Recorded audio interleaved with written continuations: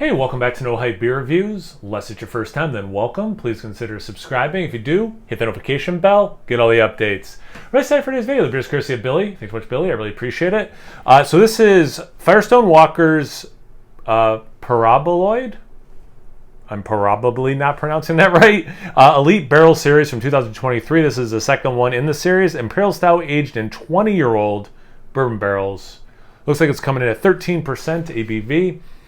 Our signature Parabola Imperial Stout achieves new heights in this limited small batch release. The story of this beer began when we aged it in a special selection of premium 20-year-old Elijah Craig bourbon barrels. 20-year-old Elijah Craig barrels. That's awesome. These barrels complemented Parabola's classic dark chocolate, cherry, and vanilla flavors by imparting mellow hints of oak, fudge, and chocolate brownie. Additionally, we aged the beer for a full 18 months prior to blending and bottling, cultivating an ultra-smooth mouthfeel for this prodigiously flavorful stout.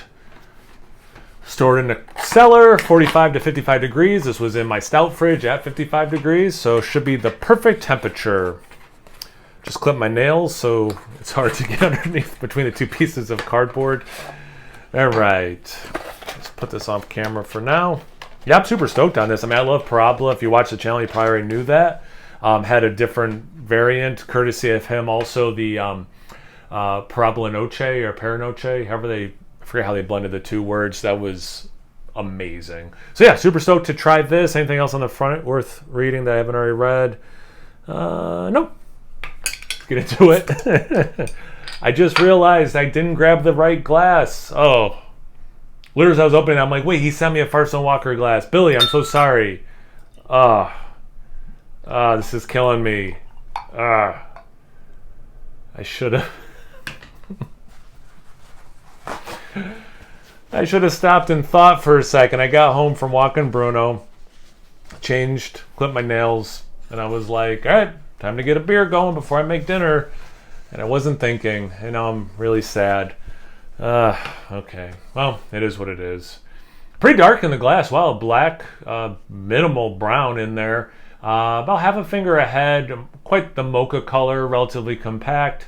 It's a little bit more sticking to the side of the glass, but it still definitely has head retention in the middle as well. Beautiful looking beer, definitely looks like a big stout. Let's get into the aroma. Chocolate, vanilla, and oak for sure. Getting some bourbon. Do they say brownies or brownie batter? To me, it's definitely more of a wet brownie mix than baked brownies in the aroma, at least. Nice swirl of caramel in there. This smells awesome, just right off the bat. Like this is a very robust smelling beer. It's like really easy to smell. It's like intense in a good way. Like it's one of those ones. If I could turn it into a scented candle, I would buy that candle.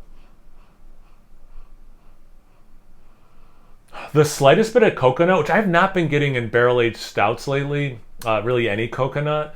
Feels like it's been a while since I've said coconut. This one does have a little bit, almost like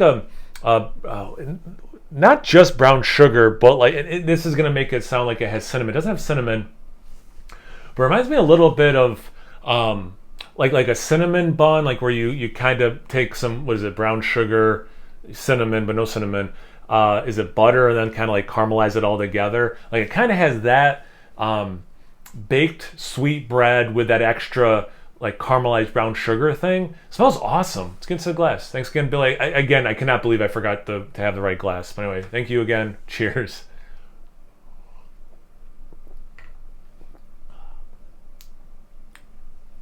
That's awesome. There is an uptick in the presence of oak. Almost like a spiciness and a dryness to the oak barrel aging. Not necessarily a rye spiciness, but that's the word I want to use, is like a spiciness. Alcohol is interwoven. I barely get it, but it's like in the chest, and it's appropriate for the ABV and the style for sure. I actually really like the level. The little bit of alcohol I'm getting works well. Chocolate's pretty complex in this.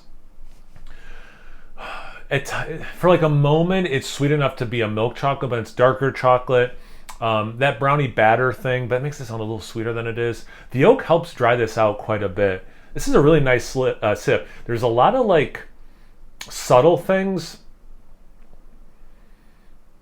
big things. They're interwoven nicely.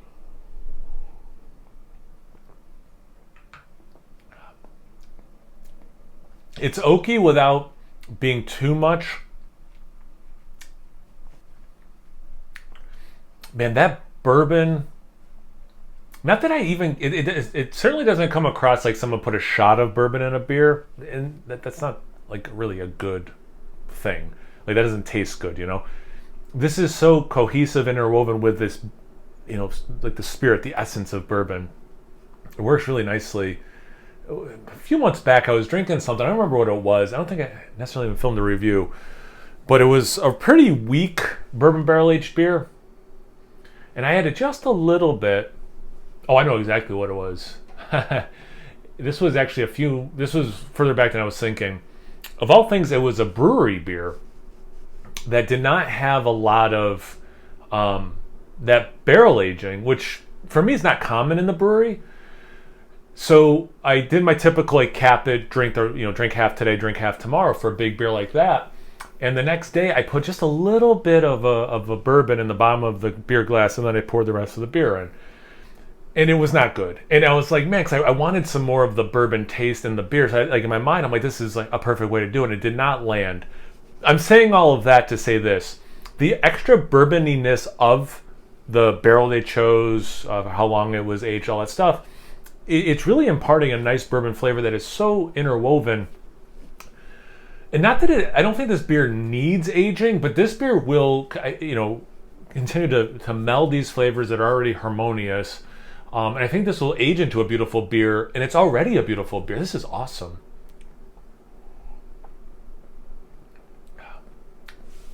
Slighter caramel than I got in the aroma. I thought there'd be more. There is caramel, but I thought I'd get more in the taste based on the aroma.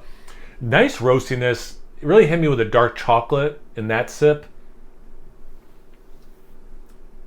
And yeah, this like drying, oaky thing. This beer is awesome. It reminds me of Paraboloid for sure in some ways, but it does drink different. I would use the word elevated, honestly. I like some oak taste. Maybe if you don't like too much oakiness, this might be too much for you, but it's not for me. So just like that's like a disclaimer, just depending on your preference. But yeah, this is awesome. This is killer. Billy, thanks so much, man. I really appreciate it. One more time, I can't believe I didn't use the right glass. If you want all that trouble to send me the right glass, so my bad, dude.